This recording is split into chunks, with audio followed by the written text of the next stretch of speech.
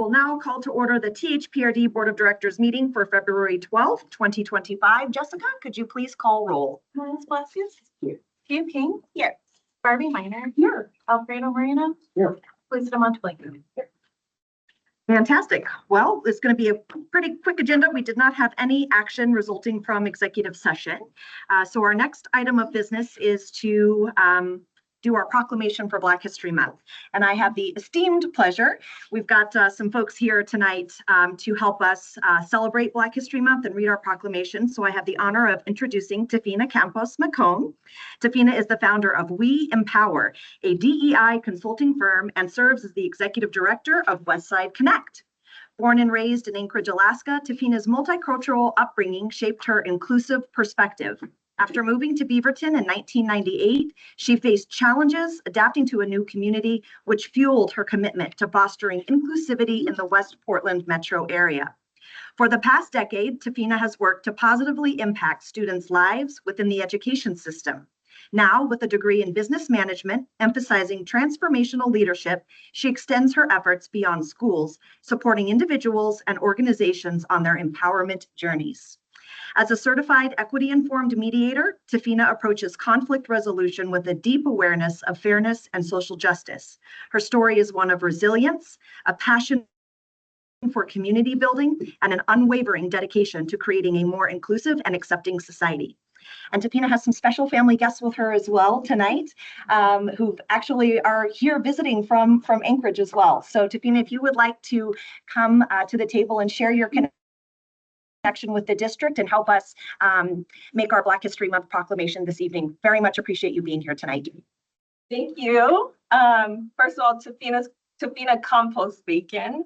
That is a shout out to my grandparents. I recently changed my name to their name to honor my legacy and control my narrative, which is something that people that look like me don't always get. So Campos is my grandma's maiden name.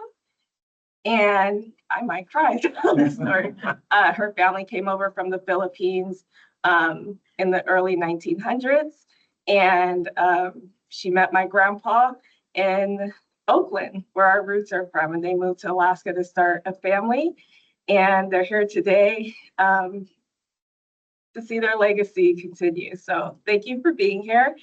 For me, being here, coming here from Anchorage, Alaska, people don't know that's a really diverse town that we came from.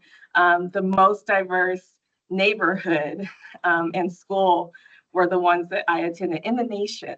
And to come here to go to school with Tia, good to see you, and Nadia Hassan, two powerful women of color that are sitting on boards today, but we were always isolated and not very seen or heard for many years.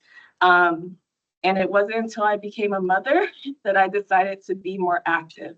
And that's what brought me to this work, to really learn how to, I guess, lean into using my voice. I've always been loud, I've always been feisty, but to learn how to really, I guess, tailor that to be more strategic and be in spaces and make connections instead of burn barriers or burn bridges. That's really what brought me to this work. And that's actually what aligned me with Lulu and Jazz with the equity work that we're doing.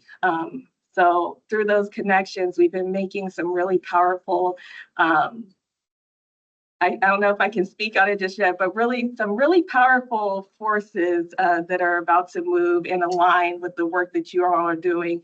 And it couldn't be done 10 years ago because we needed that foundation you are building. So I appreciate you. I'm excited. Hopefully soon we'll be making some strong pushes with you all to really uplift and amplify the voices of those that have been in the margins and pushed to the margins for way too long. So with that, I will say from the bottom of my heart, thank you for having me here. Thank you for the partnership.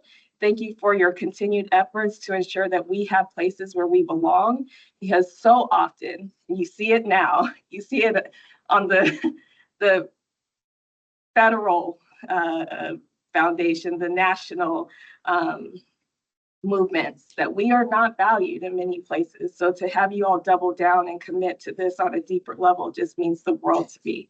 So thank you. And with that, I will read the proclamation. So, whereas THPRD is committed to eliminating the historical inequities of systemic racism and ensuring the people of color have the opportunity to play, learn, and enjoy park and recreation facilities, programs, services, and natural areas. And whereas THPRD is dedicated to removing barriers to participation and fostering an inclusive culture. And whereas Black communities have made and continue to make valuable contributions in the history of our nation's economic, cultural, spiritual, and political development. And whereas the Black community in the United States has been the target of systemic institutional racism, discrimination, exclusion, and violence based on identity, which stands in contrast with our core values. And whereas Black History Month calls our attention to the need to recognize and lay the foundation towards actively eliminating systemic racism, racial disparities, and oppression to build a community in which all experience a full sense of belonging and respect for human dignity.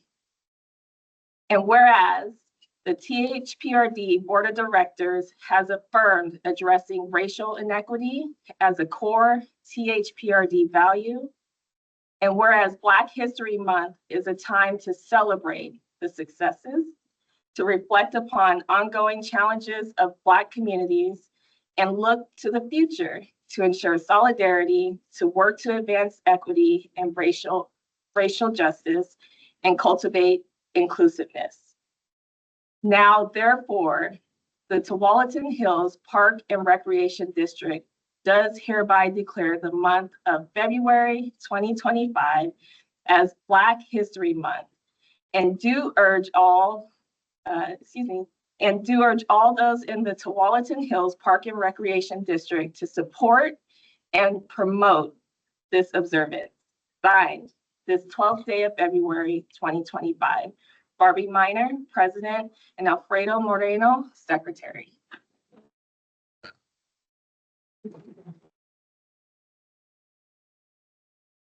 I'm not sure if you've got the phone that has the camera, but we don't normally do this, but I just feel out of respect for the fact that we have 3 generations and you've taken the time to be here this evening. If you would like, I think it would be very intentional and thoughtful. I would love to offer you an opportunity to snag. You so beautifully represented those words, Tafina, and I think having your family here, if you would like that. I don't mean to put you on the spot. It's not something that we discussed in advance, but I'm just feeling it. While they're coming up, I will share one of the things that I've said to Lulu and Jazz and pretty much anyone that listens to me. To celebrate these months is a privilege. That shows that you're actually doing the work. And I call out people and organizations that say, if you cannot say that you're committed 365 days of the year to uplifting the people that are celebrated within those months, then you better take that month to recalibrate, assess what you're doing, and recommit and truly back the talk with the walk. And so to celebrate with you all today means you're doing the work. So thank you. Yeah. Thank you. Thank you.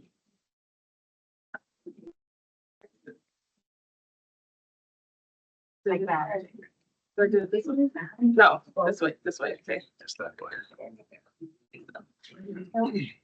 You come over here. Would you like? Okay. Because there's a sign. Oh, yeah. That's where we could do it here. No, you. I love them. Y'all do family. This isn't. I didn't want to. This way. The image is on your face. I think you might want to come Friday. So I was just didn't know if we wanted our sign. Oh, it catches the light. yeah, it catches the light a bit. Come forward a little bit. Or just a little bit. 4 yeah. more steps. You won't be in the, there you go. Okay, good again. Wait, go. All right, 1, 2, 3. I'll just take a few. You can blink all you want. We'll catch you. All right, great. And then Luther. Your photo. 1, 2, 3. And just in case, 1, 2, 3. Thank you. Thank you. Oh, thank you all. Thank you so much.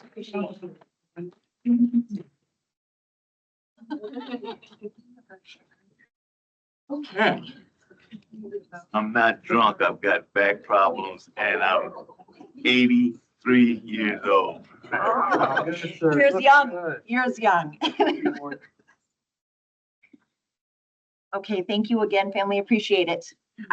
With that, I think we are moving along to audience time. And we do have 2 folks who would like to do public testimony today. So I'll just read a reminder. For our community members who have signed up for public comment period and those listening online, the public comment period is an essential part of local government meetings. All of us on the board of directors are grateful for your participation and will take your input into consideration. Each person has 3 minutes to speak. This is not a time for dialogue, but rather an opportunity for us to listen. We will ask our general manager to follow up with you as appropriate. Thank you so much. And now I would like to invite our first public comment speaker, Danielle Jacobson. If you would just head on up to the public testimony board. And if you could please just state your name and zip code. Are you wanting to join? Yes, because we are back to back. Back to back? No problem. There's plenty of chairs, so I will just announce Danielle Jacobson, you'll be going first, and Jane Tram, you'll be going second. And we do start a timer. You've got 3 minutes each. And if you could just state your name and your zip code for the record, and then we'll start the timer. And thank you for being here this evening. We're eager to hear. My name is Danielle Jacobson and my zip code is 97225. Members of the THPRD board, my name is Danielle Jacobson. I am a Tualatin Hills Swim Club parent, alumni, volunteer board member, and an overall lover of swimming and youth athletics. I'm speaking to you today in response to recent action taken adding an additional affiliate swim club to our home pool lane allocation process. I'd like to start by providing some history and context for why we are here. In 1957, Beaverton High School swim coach Rod Harmon and lifeguard Margaret Penn started the Tualatin Hills Swim Club in partnership with THPRD. Little did they know that the small team would turn into 68 years of serving this community. THSC swimmers have represented the Tualatin Hills name at the Olympics, US swim trials, and beyond. The Tualatin Hills Aquatic Center has been the home pool for THSC since its opening in 1980. THSC has been a steadfast year-round presence for 45 years, providing endless investment in equipment, including the dryland training room. For context, in calendar year 24-25, THSC will provide over $343,000 in revenue to THPRD. Our coaches spend hours and early mornings setting up and taking down the pool. Possibly the biggest contribution THSC has made is the aquatic community it brings to the doors every day. All of this adds up to an undeniable symbiotic relationship that has been built over generations. THPRD would not be where it is today without THSC, and THSC would not exist without THPRD. We need each other. Including an additional affiliate and lane allocation will jeopardize the stability of this relationship, leading in instability in membership, club revenues, and a disruption in overall team culture. By doing so, THPRD is also pushing out community programs such as lap swim to accommodate this new affiliate. Today, there are many more small private swim teams around the area than our home pool can accommodate. Granting access to an additional club creates an unsustainable model of constant requests, reallocations, and turnover, all while undermining the stability of THPRD's biggest year-round aquatic investor and champion for over 6 decades. The enduring impact THSC has had on the thousands who have come through this club is unmatched. There are parents of current THSC swimmers who swam for Margaret Penn and remember Rod Harmon. Sorry. I implore you to carefully consider the impact of bringing another affiliate swim team into our home pool. The Park District is here to serve the community, and your partnership with the Tualatin Hills Swim Club is reflective of this. Thank you. Great. My name is Jane Tram, 97006 is my zip code. Board President, members of the board, for the record, my name is Jane Tram. I'm here tonight to speak about the new affiliate access to our home pool. My kids have been on this team for 3 years. They swim because I wear a floaty. I can't swim. I'm a licensed psychologist whose doctoral degree is in counseling and developmental psychology. I'm a college professor who does research on diversity, specifically gender and ethnic minority people. So diversity is really important to my family and I. I'm concerned that a swim team affiliate was added without our team knowing or even being consulted with at any level. And now the affiliate is asking to obtain space in the facility that is our home pool. This is a concern because it will contribute to instability with our team. And our team has asked for additional space for the team over the years and been denied. And so this is particularly concerning because Beaverton School District times have changed, the bell times have changed, which means it's harder for our kids to obtain enough time to swim to begin with. We're a team that's changed over time. Danielle has talked about some of the history. I want to talk about some of our current numbers. Our rates are competitive. Looking at them, they look high, but it's important to remember that our fees include all meet fees, which means whether it's a local team meet, a state meet, an out-of-state meet, or an out-of-country meet, our teams include those rates on the front end. Our team is also diverse. Over 50% of our membership are kids of color. Over 50% are female. Swim is a sport in which females actually wear more than males, which is unusual for a sport. And prior to puberty, female times are actually more competitive than male times. So girls are faster prior to puberty. So it's important to be able to foster that.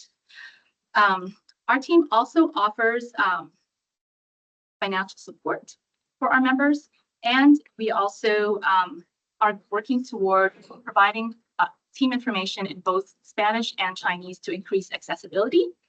Furthermore, the youngest end of our team includes people that may not even meet the THPRD swim test to swim in the deep end. And that tells you our commitment to training people from the youngest ages up.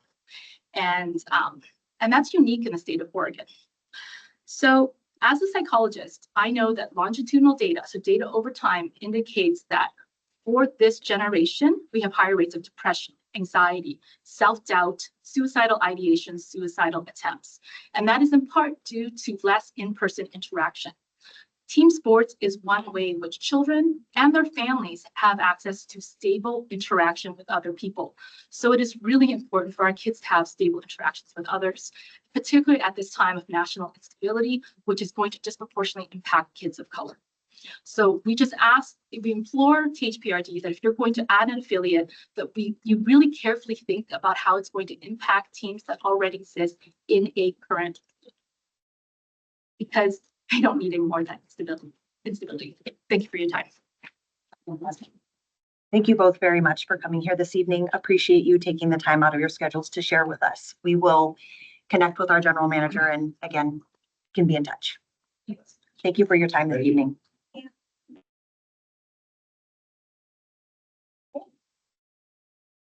Moving right along to agenda item number 7, I will look to my peers and open up the floor for some committee liaison updates. Is there anyone who would like to go first? All right. Equity and engagement are officially formed. We have all our members, and we had our first meeting with DEI training, which was amazing. It was a great night at the Jenkins Estate. So really excited to have met all the members who were added on. And it was an amazing training, and everybody was energized, and maybe even thinking about doing another one just to add on. But so everybody was really ready to take on this new group and try to bring it forward and figure out what it can and will be able to do in this time and space. And President Barbie was there. Thank you for being there to be a part of it and participate. So, Easy question. Are those equity trainings something that the board would benefit from, and like maybe in the future we could go, or they could? definitely. I mean, any kind of DEI training is always beneficial. But yes, he was wonderful. I would say the next time, when the opportunity comes, I'll have Lou set up another or send it out to everybody. See if anybody wants to. Yeah. Thank you, Tia. Yeah. I have some updates from MPAC. In the last meeting that we had in January, we talked about MPAC's work, Metro's work with their regional housing funding. There's a lot more to still come on that, so nothing too meaty at this moment, but we're excited about hearing more. We did hear something pretty exciting, especially for those of you who think a lot about TV Highway. The U.S. Department of Transportation did award Metro a $4 million in Reconnecting Communities pilot grant that is going to be used for investments on 82nd Avenue and TV Highway. Another piece that was highlighted for us was around waste prevention and environmental services. They are putting together a new committee, a regional waste advisory committee. And so there will be more information. Well, it should be available now. Their first meeting did occur at the very end of this last month on the 29th. So I think that was the last Wednesday of January. So exciting things from Metro. Other things that I probably should have mentioned this earlier. I wrote some stuff talking about Black History Month, but I'm just gonna talk a little bit about it now.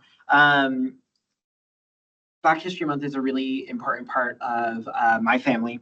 My sister is a Black woman. She came to the States in 1997, adopted from Liberia. Some of the things that we heard from our guest this evening was around voices and how we don't always get to control our narratives, and representation matters in these spaces. And I think that is so true.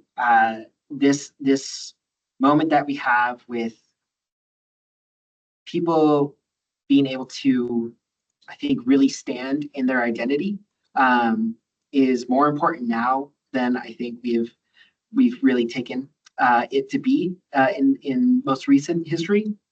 I'm really proud of my sister. She is a young woman who throughout her childhood growing up in a town where we went in a high school of more than 2,000 kids, she was one of 3 kids who were Black. And those 2 other kids were also adopted from the same orphanage in outside of Monrovia, Liberia. Today, she has found community in the Portland metro area. She might be moving into district soon. She's looking for a place. I'm helping her. So I'm hoping that she'll move into THPRD district.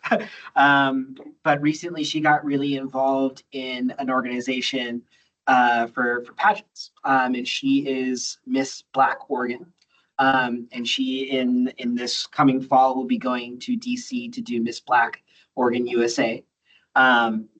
But I think it's so important to recognize this particular organization because the reason that there is a Miss Black pageant is because Black women were not allowed to be a part of the Miss USA and Miss Oregon pageants for the longest time.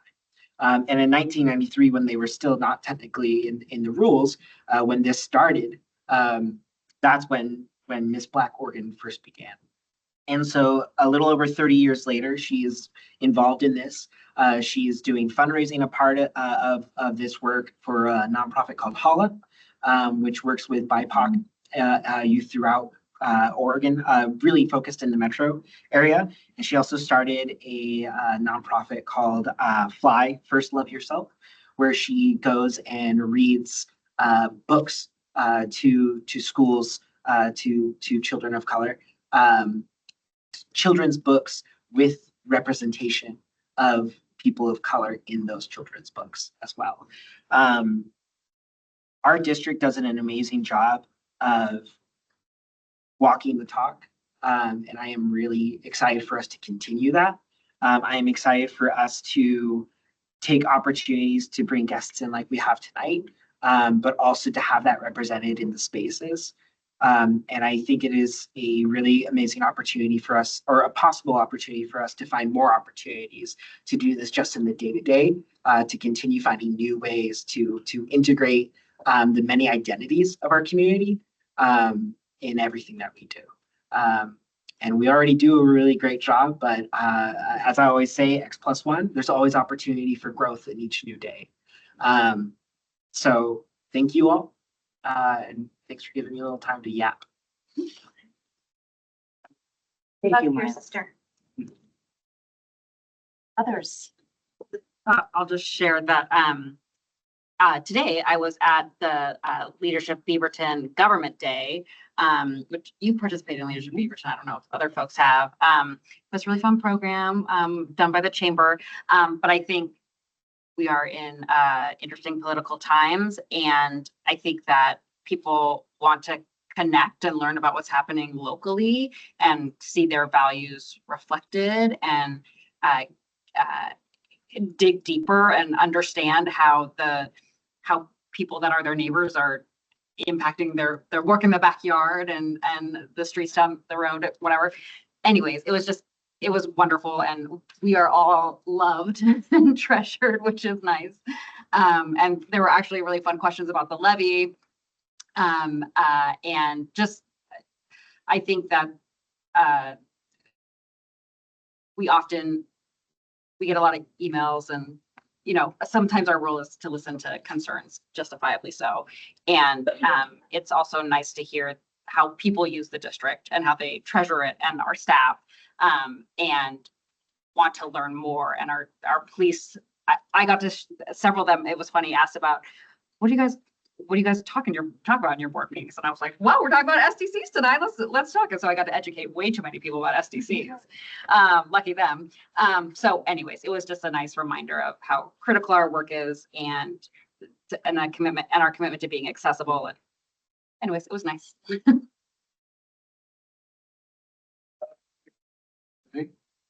Yes, you go.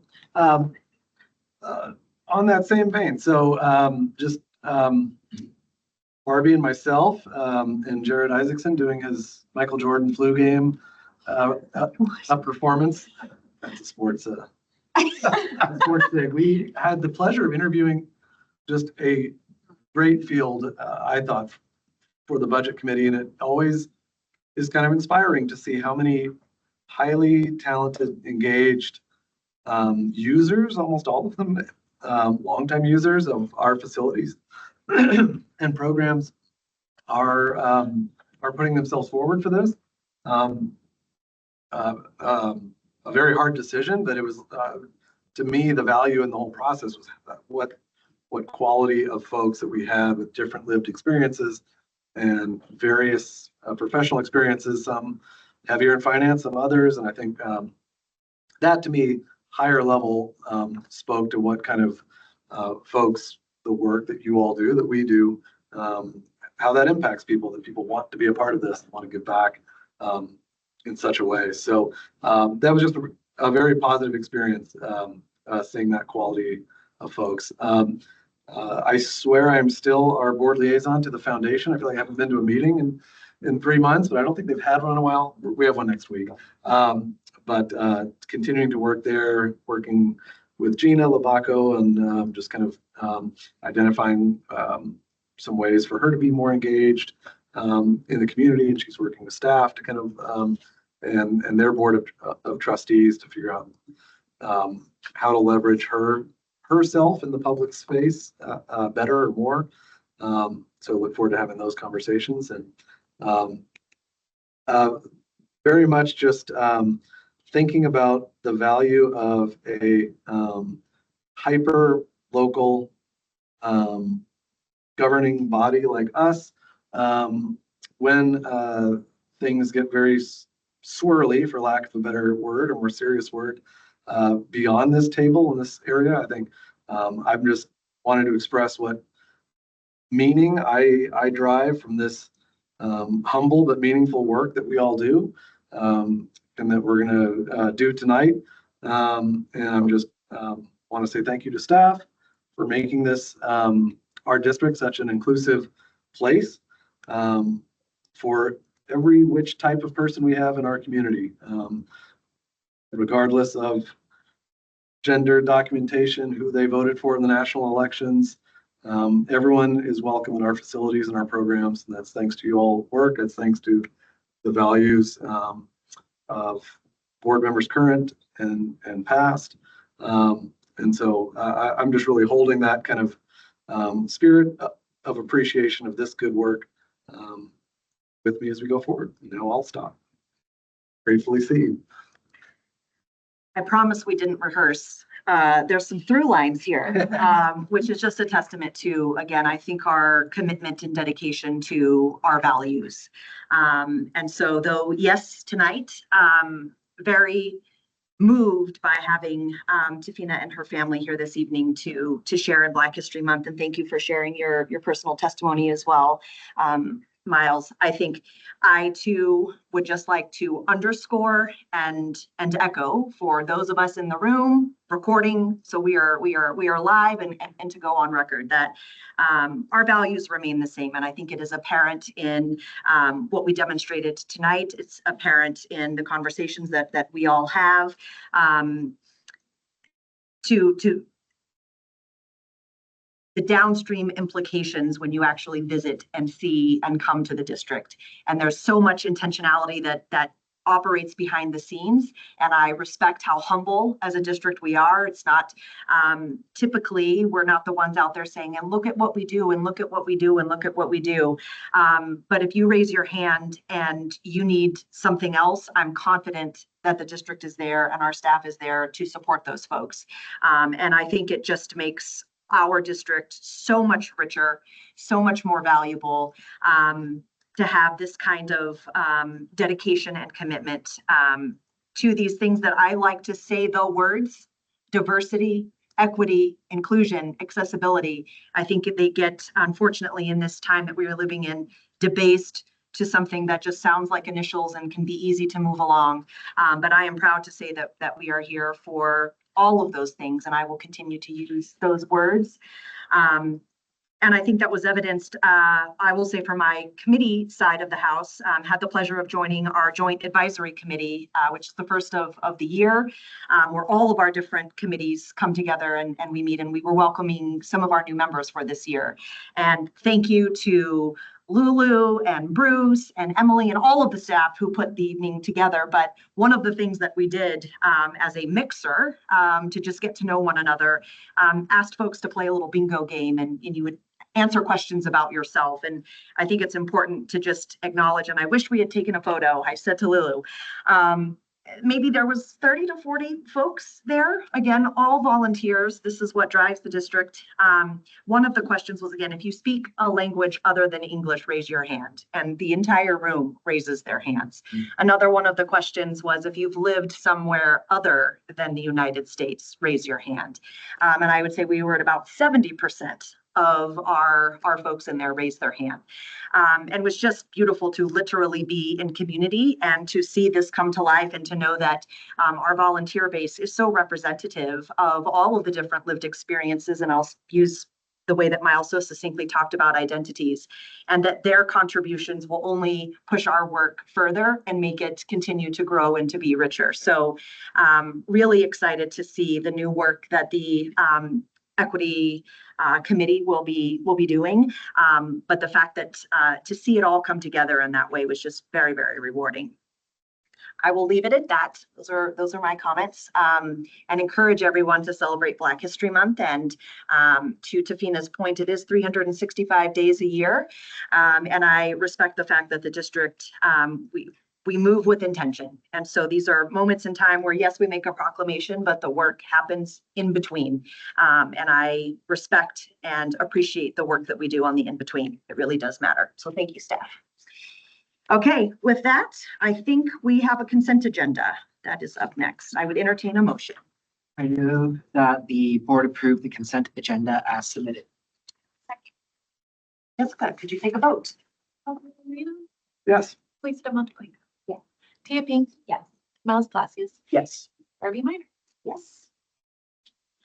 Fantastic. And I think with that, we will move along to agenda item number 9. And I think we've got our development supervisor, Tim Bonin, and of course, our sports and inclusion director, Julie Rocha. And we are going to talk pickleball facility concept plan.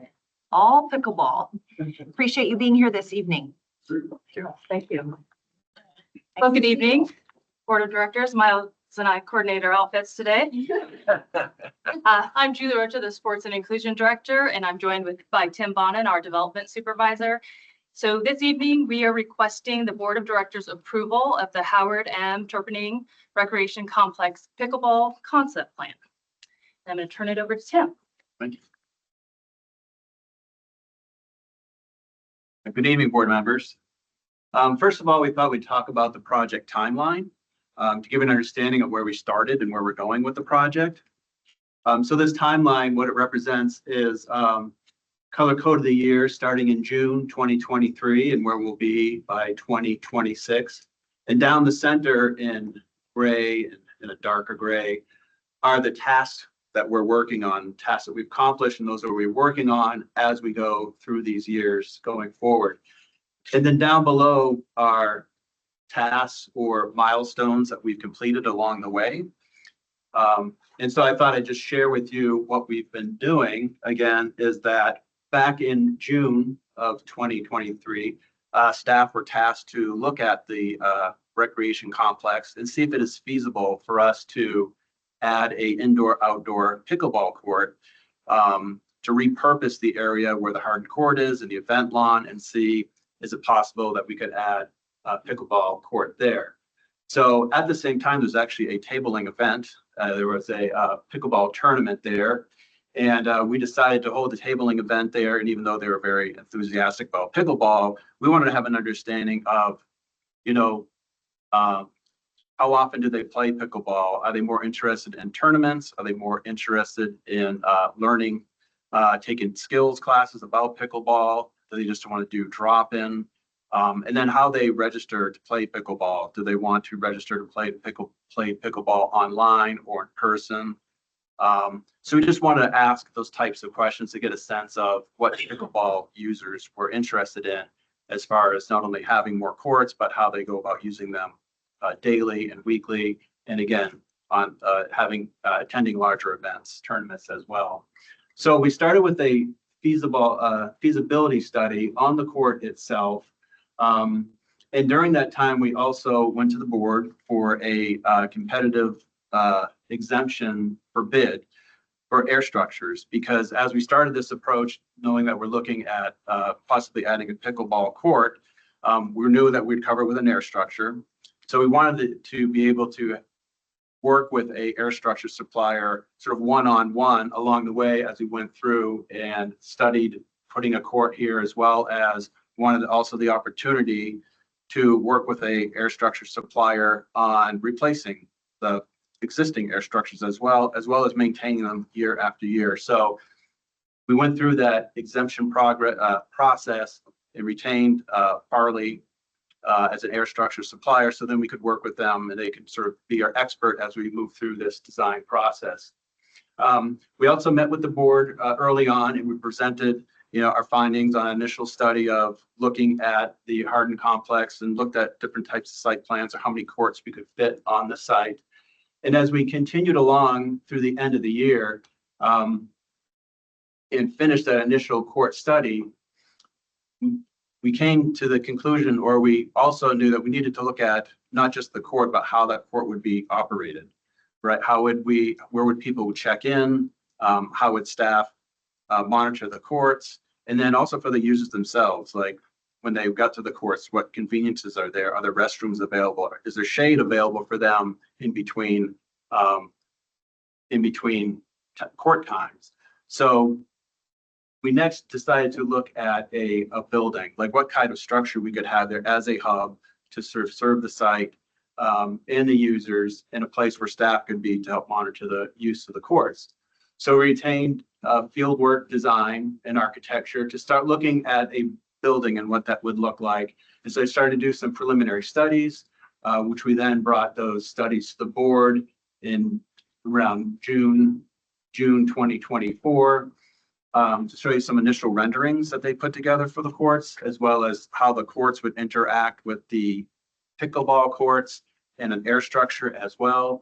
At that time, we held a neighborhood meeting. We wanted to share that with the community and get their input on, you know, proposing a possible pickleball court and building at the main complex, as well as we shared it with the advisory committee as well. And then at that point, we came back to the board and to present to the board a consultant to bid them to award the contract for the remaining design of the pickleball court. Because at that point, we knew we we designed this facility, we had the structure, we had the courts, but we wanted to take it further and understand what the actual cost is by being able to work with an architecture firm and a programming staff and figure out what the actual layout of the space is, how it circulates, how many restrooms would we need, how we could have staff at that facility as well, figure out the materials, so then we can put cost to it as well. So then we went through, as you can see above, we began that schematic design process and got more into the materials, the details of the building, through the end of the year to where we are now, to where we have developed a concept plan that we want to show you here tonight. And we're able to determine actual cost of the pickleball facility that we'll share with you as well. And so further on, the next step is we get into land use, that design development stage, get into land use, take it through land use. Then we get into our next phase, which is the construction documents and permitting. Around that time, we would like to, we'd be back to the board to purchase the air structure so we can start to have it fabricated ahead of installation in the following year.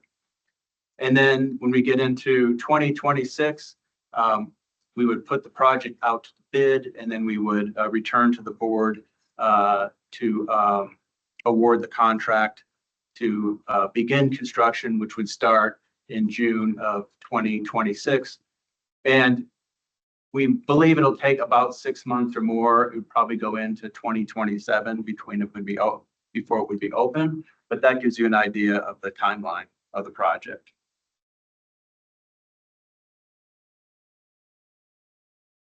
So here's the site. Yeah, and so we just want to talk a little bit more about the location. As you all are aware, pickleball is one of the fastest growing sports in the nation. We see that in our community. We know on our complex that we are currently at capacity at our tennis center and at our athletic center. We have several courts on our complex that are indoor and outdoor that are used seasonally. And this location was selected based on some of the challenges we've seen from our neighbors, where they have tried to go into neighborhoods and put these big facilities and then have to shut those down. What we really wanted to do is to add these courts, make sure that we were able to cover them so that we could have play year round and that we would remain good neighbors so that we keep that noise contained. And the complex is the perfect location to add that amenity right between the athletic center and the existing tennis center. We just feel like that's a really good location that will continue to provide the community an opportunity to recreate and to grow in that sport. And so we're really excited for this location. So here's the concept plan, and it's really broken up into 3 pieces. We've got the entry plaza, the building, and then we have the indoor-outdoor courts. So people come into the entry plaza. There's a covered area before they go into the building. And you also can see there's a covered area near the courts as well. So spectators can stand outside and there's shade available so they can watch games from there. And then once they enter into the building itself has a check-in space, as well as 4 restrooms. There's 2 offices for staff, a staff room, and then storage. Storage is on the far right for the air structure itself. And then the center itself is open space for seating for people. Again, if there's larger tournaments or it's just daily use, people can be in there before, after their games. And then the entry plaza, I'm just going to show you more of a close-up plan on this in this slide here. So again, along with our consultant, we also have a team of landscape architects, and they've gone and designed the plaza. The plaza is more of like a courtyard design where you can sort of enter this space before you go up into the covered area. There's going to be some seating where you see the word seating. Those will be concrete steps so people can, pause in this space, hang out before or after a game, before going up the stairs to the covered area. The green represents landscape planting. So there'll be some plantings around the building and in this little, what I call the courtyard space. The purple color represents an accent tree that will be outside in that little courtyard space. And then the access to it for ADA is a ramp that we've reconfigured and made it more of a gentle sweep instead of a switchback. that it comes up along the side of the building and it brings you up into the covered area. And again, as you can see in this slide here, we've got lots of covered, there's lots of canopy above to help shade the space where we can have spectator viewing onto the courts. And then here is the one of the initial renderings that the consultant had put together for us. Again, the entry has changed a little bit. Instead of the ramp being a switchback, we have more of a elongated approach to the upper entry point. Yeah, and I think I'll just add a few points to the entry level or the entry area. If you go back one, Yep. Tim, this gives us a great opportunity to maybe get a sponsor, to maybe recognize donors, to actually maybe have some sort of naming rights. And so this area gives us a lot of flexibility for that, maybe art. You know, we are also, as part of this plan, going to have a memorial tree for the late Brian Yorstone, who was center supervisor at the tennis center. And so this just gives us a lot of flexibility. It's really welcoming, a lot of sitting space where people can enter and exit. And so just wanted to point out there's a lot of great opportunities here that we typically don't have in a lot of the facilities that we will be able to incorporate in this design.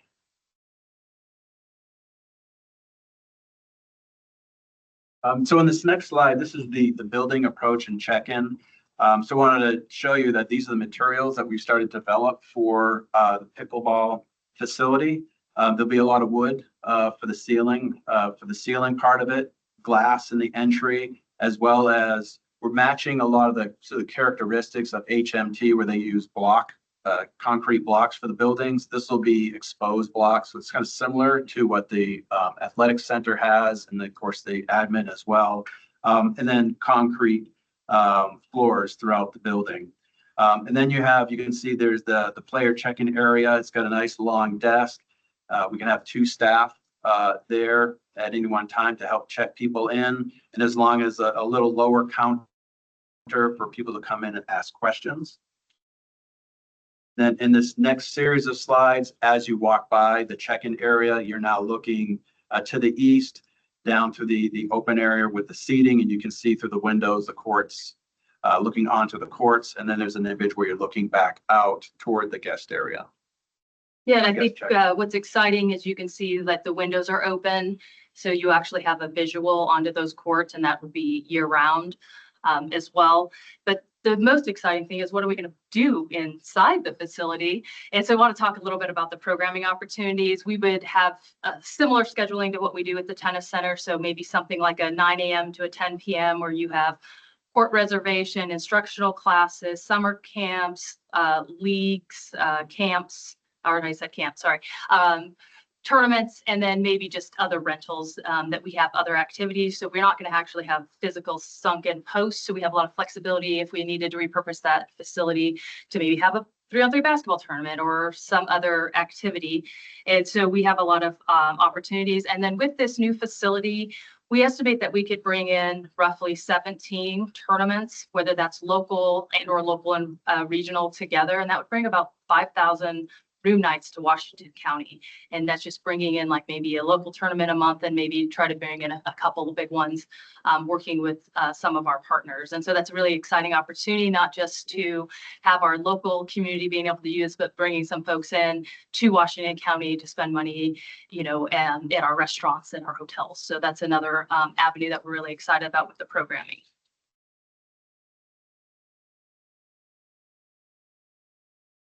And then this is just an image of when you're on the course looking back at the building. So you can see the large glass window. There's also the entry point as well. So similar to the doors you see in the air structures we have now, you've got those revolving doors. So we have the revolving doors to come out. They'll be in permanent part of the building, and there'll also be a side door with push button operation for accessibility. And we wanted to show you this rendering as well. So this is a rendering of what the courts would look like when the air structure is up.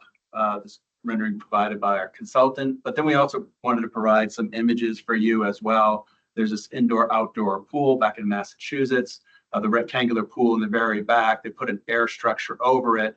And so you can see in the image where the people are in the pool, the air structure is covered. And then it's also opened to the building where you can see in and out of the building as well. So similar in design, that's what we're looking to do as we design this through with Farley.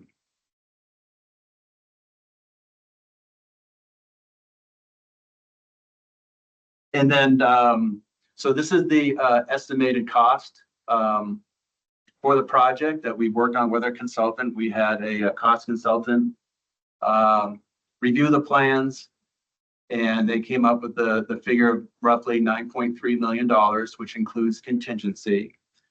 And then Julie's going to talk about grant opportunities and potential revenue. Yeah, we're exploring grant opportunities. We try to do that with all of our projects to help offset some of that cost. We are in our third phase of an ask with in partnership with Tualatin, Explore Tualatin Valley for $1 million. So we're in the third phase of that ask. We're going through and providing information. We've also applied for a grant through the Energy Trust of Oregon for energy incentives. Already applied, and that's about up to $80,000. We also are exploring other grant opportunities through our, there's the Youth Facility Sports Act for to fund future development of multi-purpose and multi-use spaces. We're also partnering with Special Olympics of Oregon. They're looking to add pickleball as one of their sports. And together we would be able to apply for grants that would be for programming and for equipment. And some of those areas that agencies that fund that are US Pickleball Grow, and then the Grow the Game, and then the Global Pickleball Federation. So there's actually these agencies that exist that are really wanting to grow the game, and they're focused more on the programming and the equipment piece. So that'll be the second phase of being able to, once we build it, be able to get programming and then some of that equipment that we'll need, like nets and paddles and balls. So we're continuing to explore that. And then just to talk a little bit about the revenue, we talked about all the classes and instructional. We're going pretty conservative, but we think we could bring in $700,000, and then we can continue to grow that as we continue to expand our operations. But conservatively with classes, camps, port reservations, that's our initial estimate of revenue. And with that, Yeah, so we will open it up for questions, and then hopefully we have an action for the board. It's beautiful. I love it. Very excited. I think I've said this story before, but when I was knocking on doors, like the one thing that, and pickleball was not on my radar, but it was like the one thing out of all those thousands of doors, people kept asking for pickleball. So I was like, why is pickleball so important? And then COVID happened, and then I was like, oh, I get why people like pickleball. so yeah, I'm very excited. I'm so glad this is coming to fruition. The pictures are wonderful. The only thing, and I'm sure it is, for that desk, I wanted to make sure the lower part, that's going to be wheelchair accessible from both sides in case we have an employee also that is in a wheelchair or anything. Okay, but that's wonderful. It's a wonderful addition. It called to me, so I wanted to make sure. So thank you guys. It's beautiful. Others? Yeah, beautiful facility. I really appreciate the breakdown of the, if my math is right, it often isn't, but it looks like it could be like 457,000 kind of net annual income potential with everything. I think with a facility of this class, what we're seeing and what we know exists or doesn't exist in this area, it's a golden opportunity. You all will know what I'm about to say. If it's still called the Tualatin Hills Pickleball Facility in January of 2027, we've missed a step. So let's keep the good work to find a aligned symbiotic sponsorship thing for such it's a great opportunity to help offset a lot of our other operating fees, things like that. So that would be my call to action. Otherwise, bravo. So thank you. Wait, I have one more question.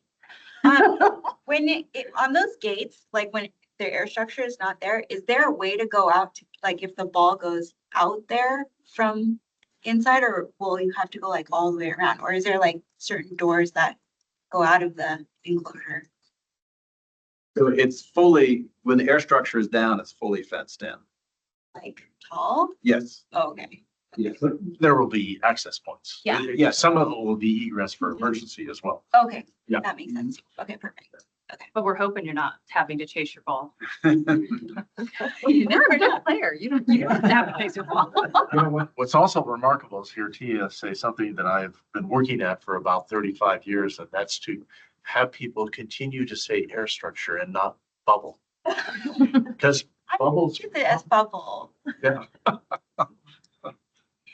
I would just like to thank you for taking us along the journey and providing some of the data-driven information around the growth of this sport. I may, in my day job, talk a lot about sport and how things are erupting. And I think, I don't want to misquote the number, but I think you had shared with us, it was like 159%. I mean, it was like insane, the amount. And that's not just local, that is everywhere.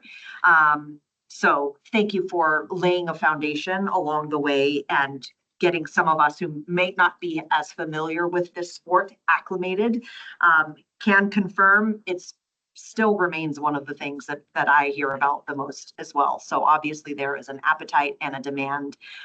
This looks very thoughtful, looks amazing, super, super excited. So just thank you for the tremendous work and eager to see this continue to move forward.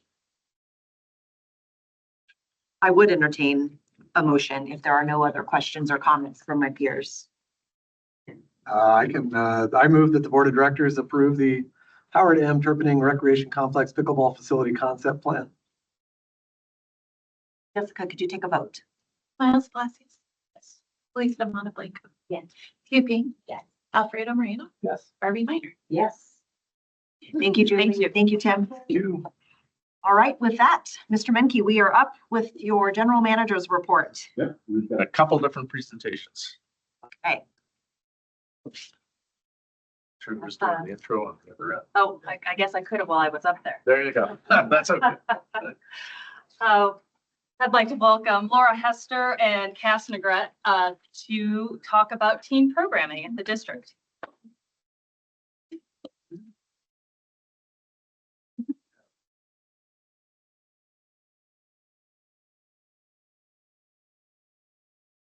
Oh, thank you for being here.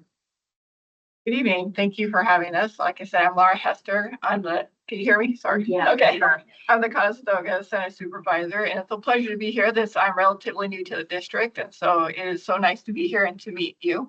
And we are here. So President Minor and the directors, thank you for having us. And we're here to actually talk everything teen programming tonight. So as a district, we really emphasize on providing meaningful, engaging team programming.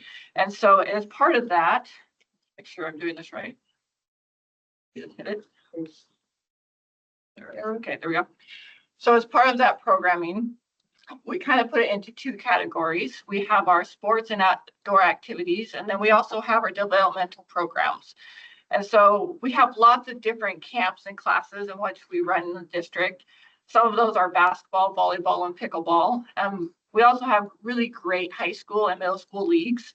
And those also include basketball and volleyball and softball. But we also have cross country, and we have a track and field, which is an amazing program. And then we have our tennis. We also offer archery classes and camps. We have disc golf, and then we have our junior lifeguard training. And that's a great program too, because it teaches the youth to become lifeguards, and then we get to move them up into the district for jobs when they're in their youth. And then also in our developmental programs, and these really are aimed at fostering growth, skill development, and social connections. And so some really fun classes and camps here. We have guitar-based classes. We have natural photography. We have several different cultural events. We have art and cooking classes. We have weight training, babysitting, teen comic illustration. We have different explorer groups throughout the Portland area, and then we have a variety of teen nights out. So that's just kind of a little quick overview of our current programs that we offer. But a month ago, you guys had an opportunity to have the Beaverton Mayor Youth Council come and visit with you about their need for a teen space. And so we're going to talk a little bit about our interaction with this group. And so I'm going to turn some time over to Cass to talk about that interaction and then steps moving forward. Hi there, my name is Cass, the program assistant at Garden Home Rec Center. Thank you, President Minor and directors, for having us here today. We have been in contact with the Mayor's Youth Advisory Board. 2 leaders back in December did attend your guys' meeting, which was named Lonnie and Avni. I personally attended 2 of the Mayor's Youth Advisory Board meetings, one being their Third Spaces meeting at the Lion's Heart Cafe, which I had seen Phil Cita there and Alfredo. It was great to be able to see them there. And also I saw other THPRD staff there as well. For that first meeting, it was more of a great opportunity to be able to connect with the teens there. And we played board games, as it's seen in the photo. And I was able to conversate with them one-on-one more and pique their interest and see what it is that they were looking for. The second meeting, Laura and I went together to the Beaverton City Hall Council Chambers, and that one was more formal, where, as we're telling you here, what we offer, and then also, once again, piquing their interest, asking like, hey, what is it that you guys are looking for? What do you need? Like, we want to know. We want to be able to see what we could do for you guys. And from both, I got the same consensus that they're looking for places that are accessible, places that are open later between like 8:30 to 11:30. A space that feels safe for them, but also a space away from coffee shops and libraries, away from their homes and away from school. Just an extra space that they can have that's nearby their homes or nearby their schools, that have games and musics and just a hangout spot or a homework spot, things like that. They also, in both meetings, did bring up 2 really good ideas. They mentioned that different places could do open houses, or that there could be monthly or every other month teen nights, just different type of events that they could potentially attend so that they have an available space to be able to go to. This, for myself, when I was brought up, the teen nights meeting spaces was something that really struck a chord with me for myself personally. In the middle of my high school senior year, I made the conscious decision to leave home. And so my only safe space was my theater. And not everyone is into theater. Not everyone has theater or sports that they can attend that have an extra space for them to feel safe and hang out with friends. I luckily had that, but I definitely relate to the teens and wish that there at that time was more spaces for me to be able to go to and feel safe and get to know others and hang out. I know myself working firsthand with the teens at my location at Garden Home Rec Center, they have told us that at our center, they do feel safe. And this is a place that they feel that they can come out of their shell, and on their break, they can either do homework or interact with their coworkers, which are also teenagers. And for me, with my own eyes, I have seen them become positive role models in our community. And I have also continuously seen them grow in a positive manner through my location. Thank you. So now we're looking at what are our next steps, right? So we met with this amazing youth crews, and I have to say they were amazing. There was about 20 of these youth that were there, and they were strong and they were smart and they were dedicated. And so it was really fun to meet with them and get their ideas for the future. And so some of the things that came out, obviously as a district, we got to look at how do we do this now? How do we provide this teen space? So we kind of broke it down to 3 kind of steps to move forward with. And the first one is we have to find a location, right? We have to find a location where the teens can access, but also can stay open a little bit later at night, that we have the staffing. So we need to go through as a district and find that area. And then we also talked to them. The second thing to move forward is once we find a space, then of course we need a plan. We need a plan of how we're going to organize the space, what kind of furniture we might need for the space, what kind of we need TVs or computers and those kinds of things. But this was such a fun group that we also were able to talk about, okay, life isn't free, right? We all have to pay for things. So we also talked about the reality of how do we make this happen. And so we came up with a great plan to work together and to bring in the school districts and the things that the teens are engaged in to look at grants and to look at community partners and other opportunities that we can find some funding to make this all possible. So our dedication is to start these 3 steps moving forward, to look for the location, kind of formulate the plan, and then find the funding, and to work with the youth and make this a really fun project together to make hopefully the youth, spot become a reality. So with that, thank you for having us, and we'll take any questions you have. Have any questions, but thank you. I think it's really powerful to see young people come in here and speak with their voice, and then for it to be very clear that they weren't just listened to, that they were heard and action is happening. So thank you for doing this work on behalf of the district. Really appreciate it. I love it. I'm so happy that we've reacted so quickly to their testimony. So yes, just exactly what Miles said. You guys mentioned grants and stuff. And so just to kind of expand on all of this also, I know community spaces is not to take away from the teen stuff, but if we're looking for a grant to just open a space in general, that maybe the teens get that time, but like during the day, I mean, at Elsie's, sure, like the things that the seniors love there is just like the open, unedited time, unprocessed time to just hang out and find a space where other people will be. Mom's group needs that. Like there's so many different groups that if we just like had a community space that we just designated times for. So I don't know if that grant opens the opportunities for other things if we expanded more, knowing that we will dedicate, a lot of it to, and this is our focus, but creating that space where it's just an unplanned time and an unplanned space would be really amazing, I think, for more than just them. And they open the door for this for everyone, which is wonderful. Yeah, I would say let's absolutely lean in. I would be curious to get more updates. I'd like to know what we've done in the past in this space and what's worked and maybe what we've tried that hasn't worked or thought about that we couldn't get off the ground. So I would be really curious to know more about just the history of this kind of effort. But I think, just a kind of, it is a tough thing to thread because you have to find a great space. You have to make sure people are safe there. That hopefully it's popular enough that you do need to have some sort of controlled access a little bit. You need to have enough to do that it's not just unlocking a room, right? So there's a lot of different things to it. So I recognize it's not an easy just flip the lights on and lock it. People will flock. But a great opportunity. I think it's really worthy work, especially with communities of young people who don't even know what a youth advisory board is and are bored and restless on Friday and Saturday nights or something like that. If there's a place for those folks to start to go, maybe cautiously at first, but start to get in the habit of here's an alternative to anything else that's kind of fun just to hang and meet with some other people.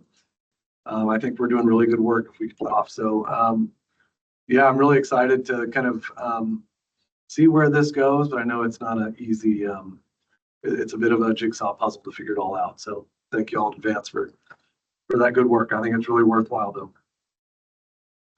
Very similar to Alfredo. Thank you so much for leaning in. I know sometimes there's no shortage of great ideas. There's no shortage of need. And a group came to us that had a really thoughtful idea, and we have so many amazing assets, and that includes space.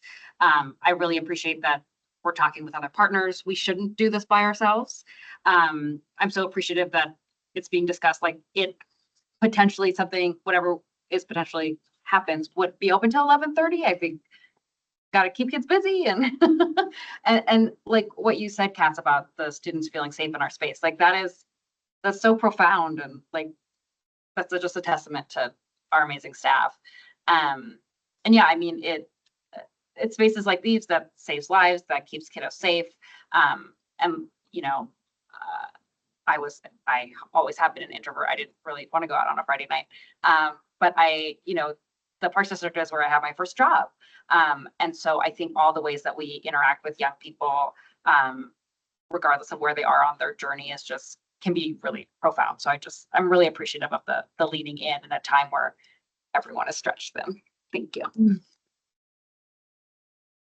I will echo the joy and the excitement. I can't help but default to the parent of a 15-year-old and a 19-year-old. And I think if I look back at my journey and exposure of just a user of the district, I personally and my family saw that when we hit 14, my level of engagement with my kiddos dramatically dropped off. And there are surely a multitude of reasons, one of which I think is the demands as you reach high school and the demands of opting into those sports and theater and other activities that are there then starts to restrict your other time to make a commitment to a said thing. But I also think there's something to be said for just literally to say your point of hanging out. And I'm experiencing, like, literally live this every day with my son. And there's not a lot of options of where you can go, let alone options that don't require money. So, a pay to play, right? It's when they say, well, we're going to go to the movies, but that implies that you have the means to get there, you have the means to then buy your ticket, etc. And so oftentimes what I've experienced and observed is, you go to the mall, it's covered, you can walk around, Cedar Hills, Progress Ridge. I mean, there's these places, but the intention is not to sign up and say, I'm doing this thing for a dedicated time of 6 weeks. And I think a lot of the programming that we offer is fantastic. My sense is that part of the hurdle there is that getting a dedication out of a team to commit is hard. It's more of a challenge, and they're impulsive, right? And so it is Friday night, where do we go? And suddenly all the texts are flying around and where are we meeting and what's that place? So I hope what you hear from me is enthusiasm. I hope what you hear from me is some flexibility and understanding. I don't mean to diminish the amount of work that is required, but in some ways, if there's an infrastructure of if you build it, they will come, that I do think the groundswell starts to happen of knowing that there's a place where you can go. And so this might not be one that we immediately see the return because it's going to be the word of mouth. And so I'm appreciative that you are meeting with other folks. I mean, when you say you're meeting with the school district, I immediately think of all of the affinity groups that are for teens that are in their school, where again, they're tired of doing an entire day, and then you stay after school for another hour to have your affinity group meeting where you are in a space of others who share your same identity. So would just encourage us, for partnering with the district, let's not forget all of the groups that are there. And my mind then immediately goes to, and I know I should stay out of the weeds, but programming that maybe is aligned to those identities, so that the fourth Friday of every month is for this group and whatnot, so that there maybe is some repetitive cadence where they just know and can rely on us. But this is something that has been a passion, and from my point of view, just knowing on the flip side of what happens when you don't have somewhere to go. So to others who have voiced this over, I do see a consistent need for later hours, and they are night owls. And that's, I just don't want to overlook that part, which is probably, not something that we typically program when we're looking at 8 to 11:30 on a Friday and Saturday night. But if we're meeting them where they're at, I mean, Friday and Saturday nights, that's the time. As I'm just speaking to it from what I have experienced. I am one mamacita up here of two crazy kiddos. So thank you for reacting, responding, listening. And as best as we can, I would encourage to just expand so that we ensure we're getting youth perspectives from a wide sample set of folks. Right, or is that what you guys call it? That's what I went to when I was little. Yeah. Or not little, in high school. That's the Friday night group. Yes, we do volleyball, basketball. The AC still exists every Friday. Is it still as popular? Yes. Great.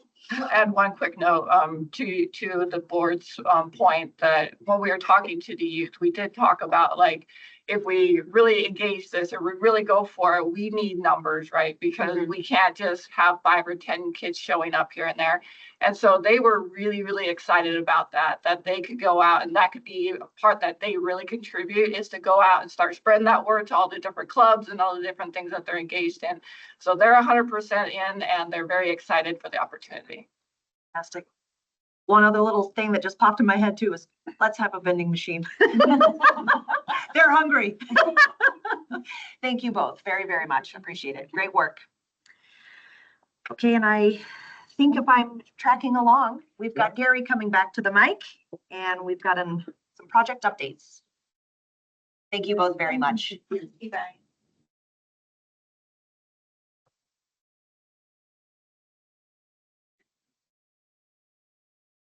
Good evening. Thank you for having me.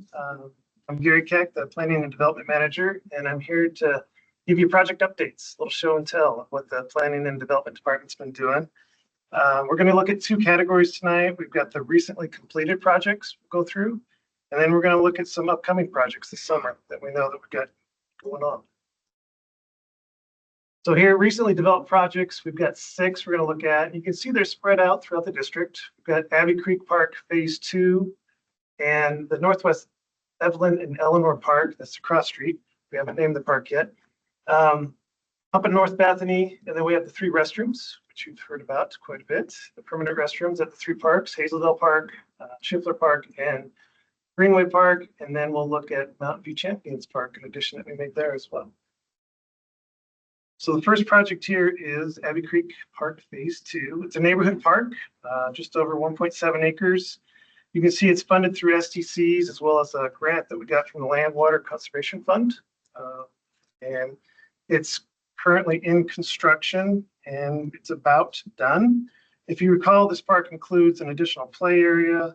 We've got the first teen area, if you recall. This is the one park where we had the teens come and help us design the space. And it includes some stadium stairs for them to sit and hang out. It's got a permanent ping pong table there, and it's covered with a shade sail as well as the playgrounds. You can see the large posts in the playground. Those will house the shade sails over top those areas. So it's going to be a nice park, and we've got an anticipated opening in March. So we're really close. And this was a project that was managed by Renee Brucker, one of our park planners. Next one. Oops, not good. All right. So Northwest Evelyn, Eleanor Park. These are early photos. They just started. This is a developer-led project, so it's an STC credit project, and it's up in North Bethany, the very, very northeast part of our district. You can kind of see the houses are just still being built around it, but it's 2 acres, STC credit. It's a project that Nicole Paulson has been leading us, helping us lead on this one. And it's got 2 small play areas, a picnic shelter, a gleaning garden. There'll be an open lawn. There's a perimeter path and a dog park in this one. So a pretty good variety of elements in this park. And they anticipate being done later this summer right now. So.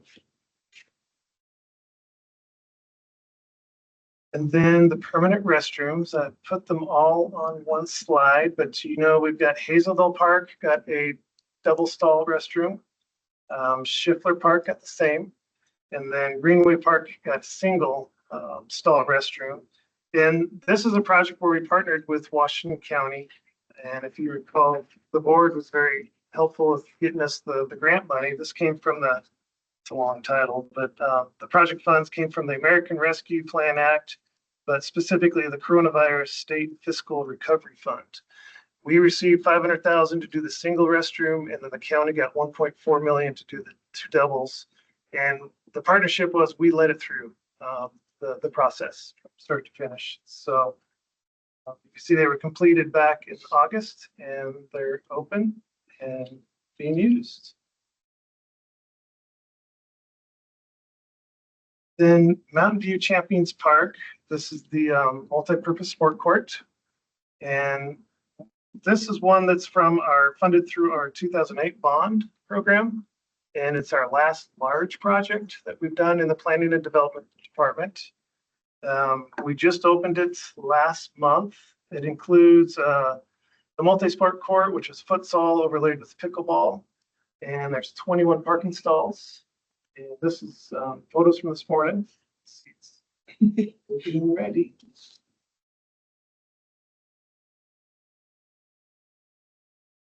And then what we'll do is we'll go over the upcoming projects. We've got 3 that are going up that they're either out to bid or just about to be out to bid. So starting construction this summer. We've got the Willow Creek Greenway. It's a boardwalk replacement. We're going to talk about or show you some drawings on the Fannel Creek Trail. We have a pedestrian crossing on Shoals Ferry Road down in South Beaverton, and then Serenity Park. Start with Willow Creek. So the photo on the right is an aerial. The red line represents the boardwalk, the realignment of that. If you recall, it was a boardwalk that we just could not maintain anymore. It had ended its life, with many years of use. And it's 965 lineal feet. You can see there. It's one of the projects funded through the Metro 2019 bond. It's the local share funding. So this is one of the first ones we're going to get done with that. We've already started. We had to take down the trees. We removed the boardwalk this winter during non-nesting season, so we can get in there and follow the regulations there. So the picture on the left is after they've taken out some trees and they're just starting to take out all the boardwalks. So bid opening was yesterday. This is a project that Renee worked on, and now Tim's going to take over. And we got some good bids. So this one is going to be in construction probably in May or June. It'll be done by November. We anticipate bringing this to the board next month to seek your approval of the bids. Bid. And then Fannel Creek Trail. So this is a pedestrian crossing on Shoals Ferry Road. It's where the existing trail goes underneath the road and floods all the time. I've heard about that for a while. Heard about it today. Oh, easy now. There you go. We're going to start working on it. So it's a partnership. We have City of Tigard, Clean Water Services, Washington County, City of Beaverton. We're all working on this together, and it's funded through the State of Oregon lottery funds. And what it's going to be is an at-grade crossing. It's going to have, you can see in the middle there, there's a little pedestrian island. Get over there, right there. It's a full light. It's similar to what we have on Walker Road for Waterhouse Trail. And it's ADA accessible. And it's all within the right of way, this piece. So the intent is the construction's 6 to 8 weeks, but it's such a small job that we're giving them between June and January to kind of fit into their schedule, hoping that will help us get more bids on a project like this. So anywhere between June and January is when this would occur. And Tim's been working on this one for us. And then the last one we'll go over is one that is out to bid right now. This is Serenity Park. It was formerly known as Pointer Road Park. If you recall, it's in the eastern side of the district. And this park, you can see it's got a couple of small playgrounds. It's got a little water play area, the perimeter paths on the image to the right, you can tell. You can see those outlined. It's got a cleaning garden, picnic shelter, and a nice open lawn area.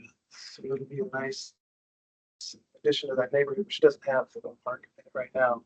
And you can see construction between June and January. We anticipate bringing this back to the board probably in April. Based on when the bids are going to be coming in.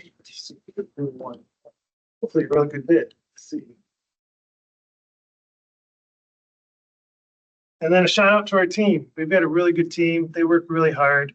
This is actually the teen area at Abbey Creek Phase 2. We went on a tour. We like to tour these when they're in construction. It's a good way to learn lessons on what to do or not to do.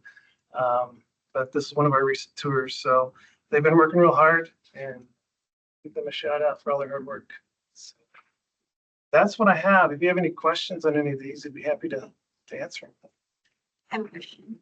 For our parks, do we have a policy for making sure that some of that structure or whatever we put in is accessible and inclusive for all.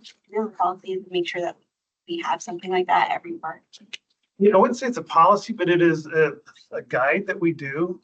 Yeah, we look at ADA for sure, and so do the jurisdictions. But that is always on the front of our radar to make sure that we don't have our ADA transition plan grow and deficiencies for sure. So we are out there with the SMART level all the time. Contractors don't like us showing up with those SMART levels, but we do. And we make sure that it complies. Well, I was more thinking of like the actual play things that we. Amenities. Amenities. We do, yeah. So we work with the playground equipment companies and they have they have ADA accessible playground equipment. Yeah. I'd say not all of it is always ADA accessible, but we try to provide a like experience for that, for someone who might be in a wheelchair or of a disability of some sort. At every park that we develop. On all, yes, on the theme parks and the playgrounds, we do look at that, yes. Great, thank you. Others?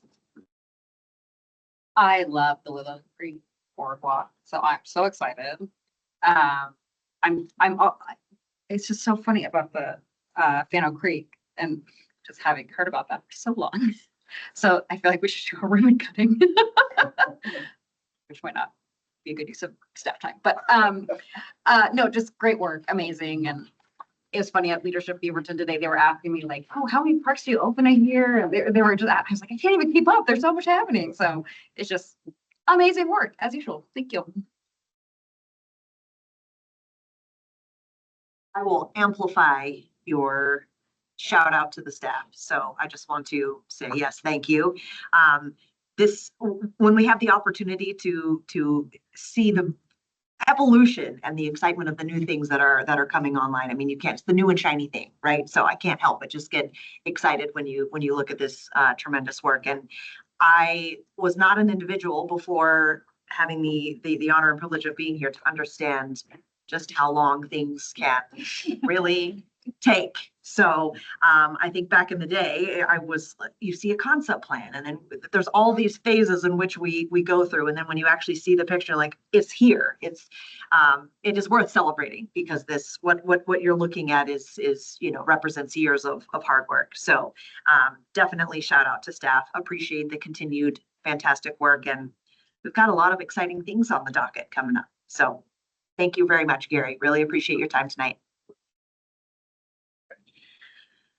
Doug, is there anything else you would like to cover off on? You're there. Okay, I recognize we went over a little bit. I did my best to keep us on time. Thank you, everyone. With that, we are adjourned. Thank you.